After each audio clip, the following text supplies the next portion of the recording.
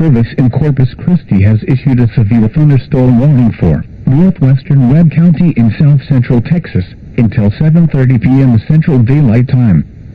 At 6:49 p.m. Central Daylight Time, a severe thunderstorm was located 14 miles west of Las Tintas, or 32 miles west of Encino, moving southeast at 30 miles per hour.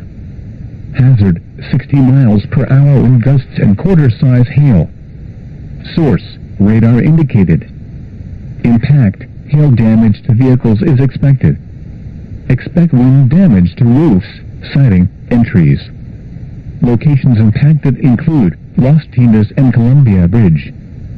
For your protection, move to an interior room on the lowest floor of a building.